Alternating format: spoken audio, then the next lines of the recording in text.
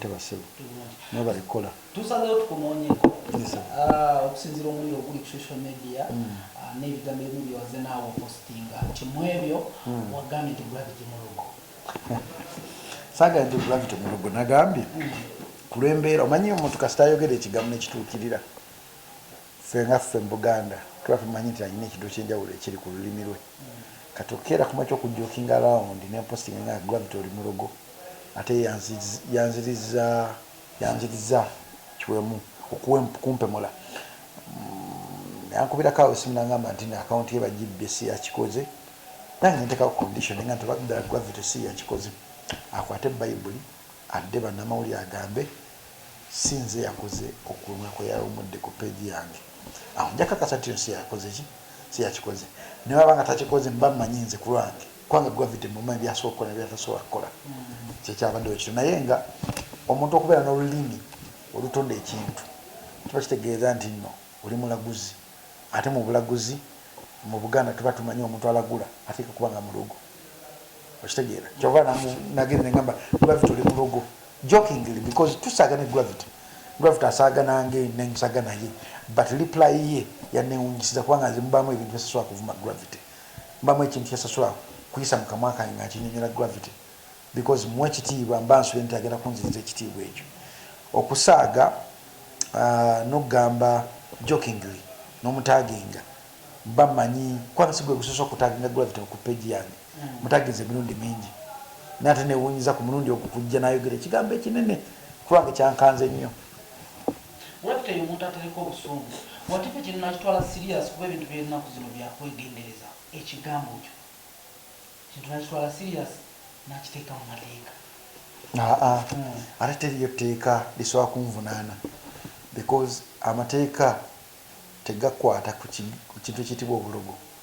tosakira ku makino gamba oyimira amaaso g'omulamuzi n'ogamba Jacob yangambye ndi mulogo omulamuzi asooka nakubuuza okubulogo kitegeeza ki kubanga teriyo tteeka mu Uganda linyonnyola oba litaputa bulogo okitegeera nengera ku makino nga nti gundi mulogo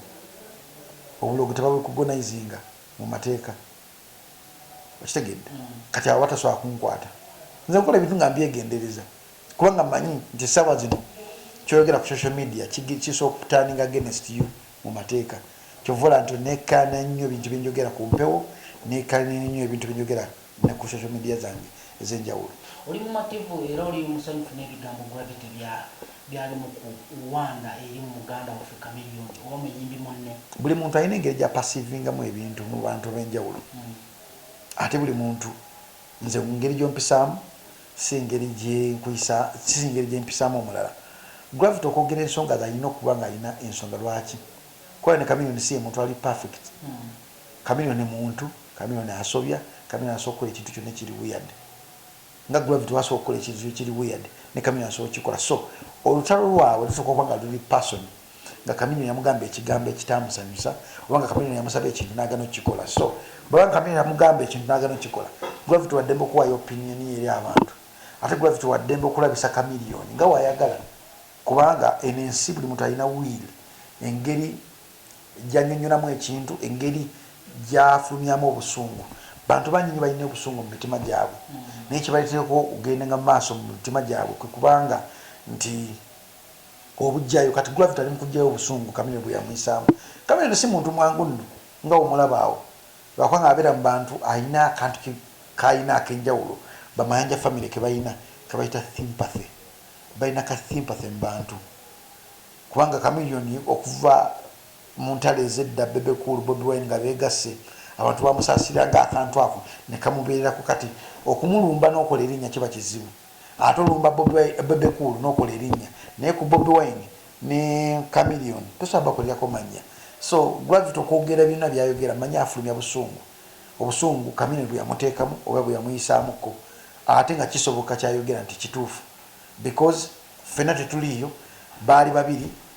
obusungu chameleon bwe yamuyisaamu yabumanyi ate n'obulumi engeri gye bumuyisaamu yabumanyi tuduyisa nti mu bantu bamayanja family bapulitenda naye nga abantu babi mamayanja family omuntu yali omuntu ow'enjawulo mu bonna yali omugenzi AK47 palaso yali bulungi yali musajja mulungi nnyo nga tenakufuna hit songs zino ne Palaso yagenda akyuka mpala ne AK47 yemu ku bayimbi nzoro Chameleon yakera ku machana nonyako ngayagala kunkuba ne meetinga ko AK47 wano eno nga ku ene wafeno kati nanga Jacob twanguye kubanga Chameleon ajja tete muzikwata so AK47 mugenzi omutima gwe gwali mwaofu nnyo kuba Mayanja family omuntu yandibadde akaate omulungi mukko yandibadde ate Palaso naye ate Palaso I think group z'abantu n'ennyimba ne ssente ate bitandise omuleetera okufuuka bakulu be oba baganda be ate nga Palaso y'omu ku bantu b'endabye nti yasibwako mu kkomera embeera yonna ekivuuka agimanyi nsuubira nti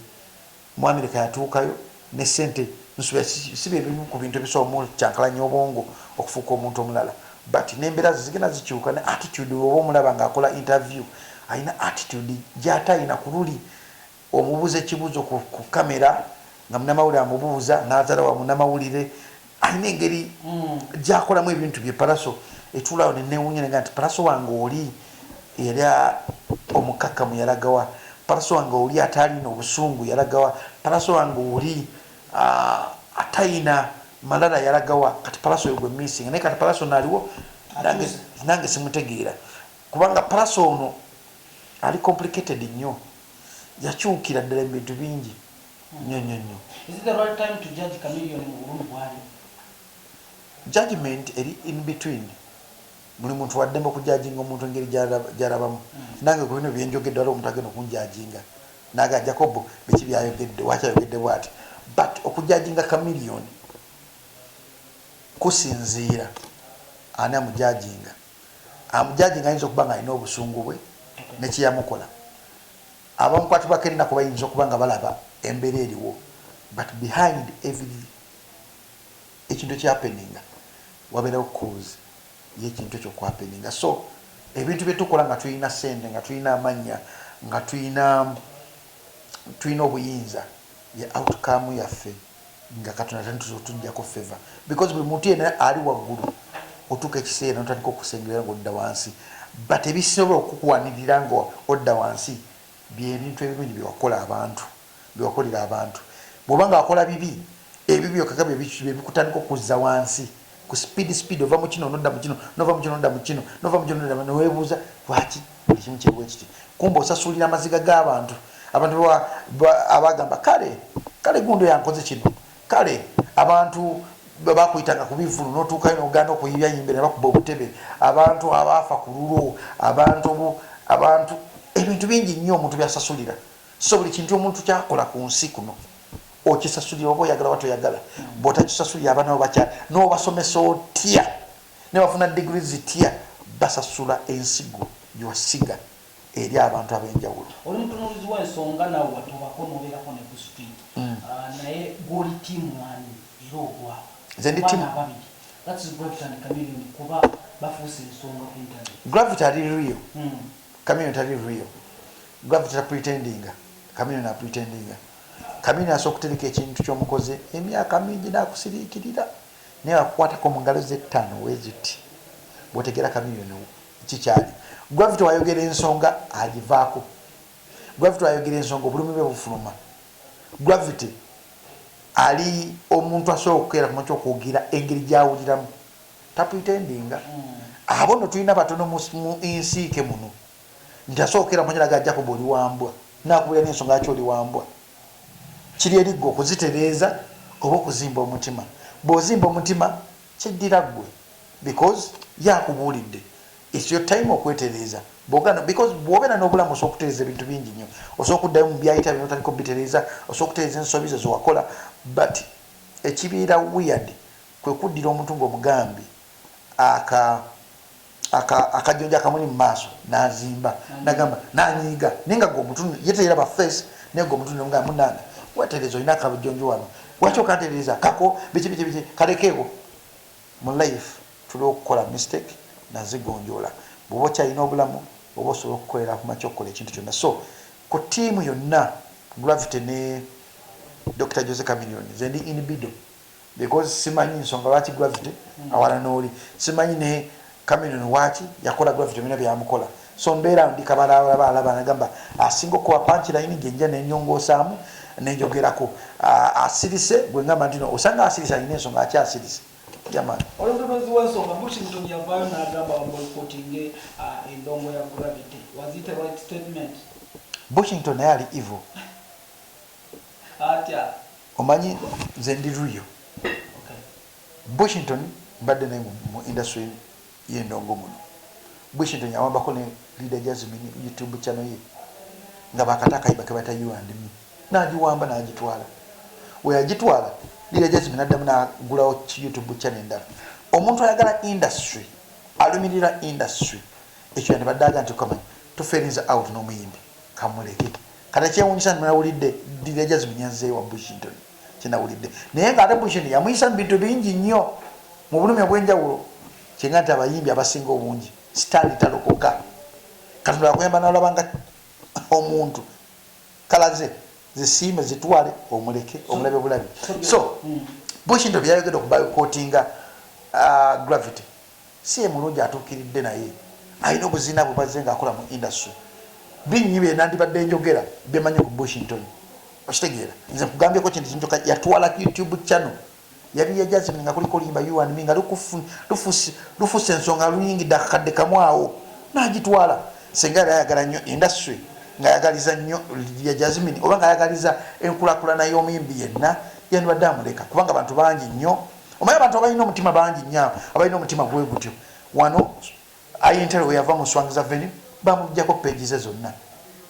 okitegeera ne bamukuba omubuliza ku ttaka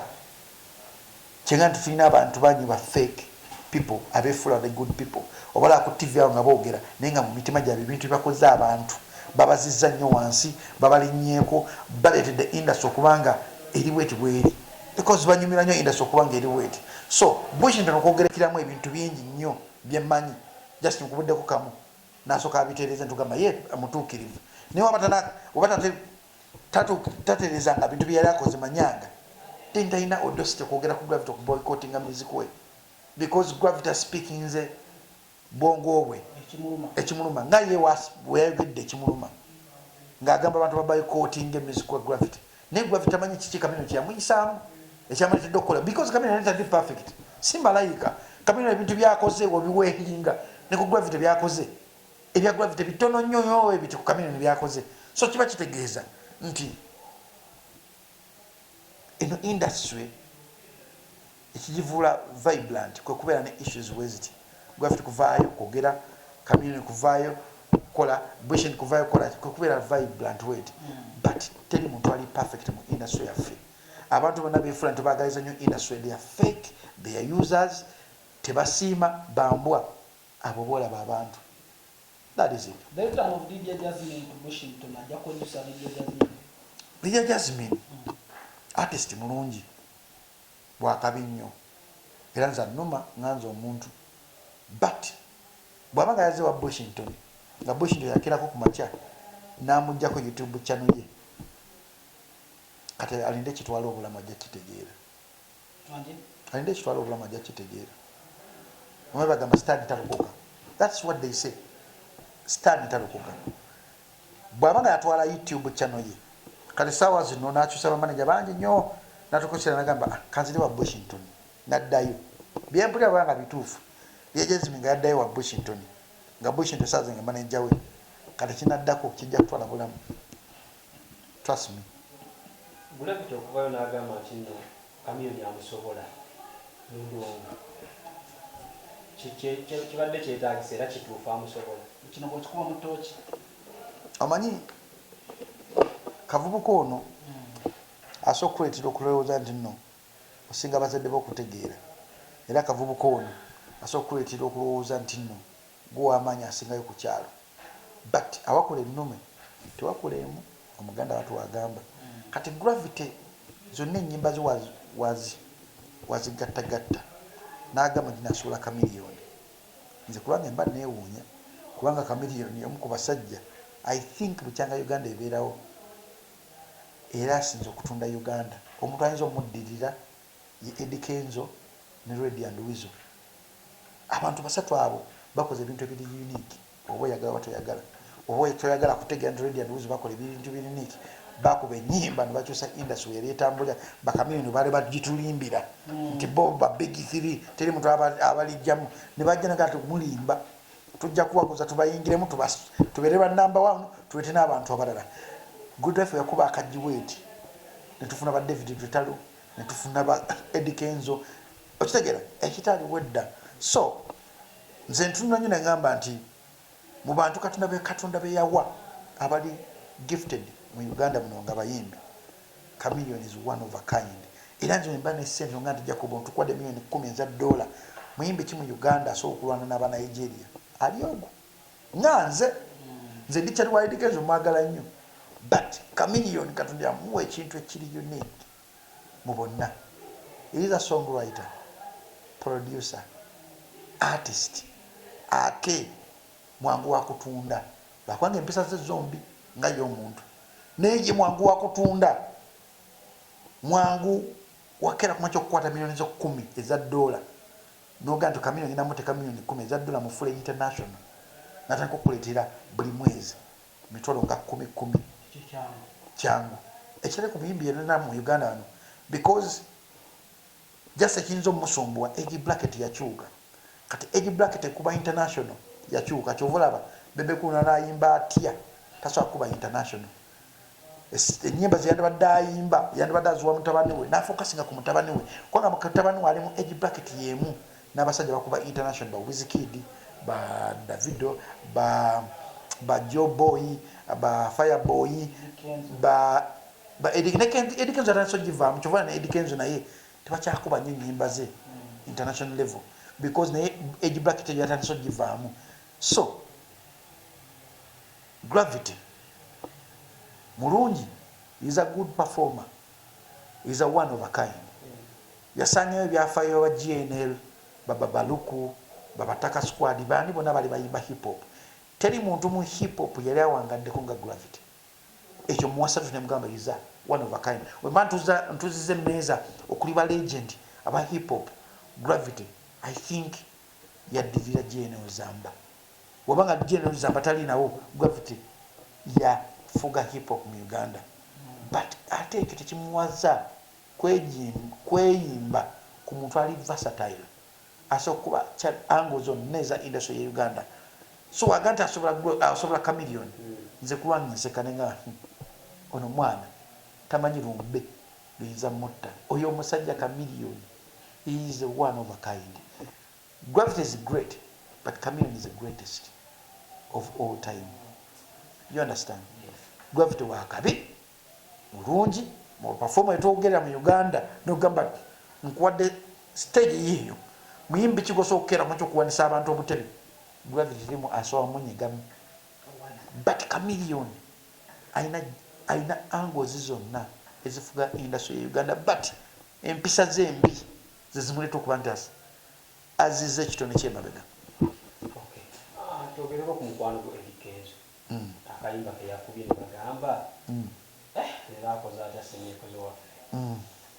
Dikafu nnyo abatunulizi b'ensonga ne bagamba. Era bebe kumi akakola bulungi nnyo. Omanyi Eddy Kenzo mu bantu kyasinga abayimbi bonna bali mu Uganda akola research about music locally, internationally, Africa. Eddy Kenzo ye muntu akola oluyimba n'oluzalawa naye within a short period of time oluyimba ne lukyusa ebigambo mpola so but sure ate Eddy Kenzo ye muntu asinga okuinvestinga mu music we one amuntu ayinza omuddira Gravity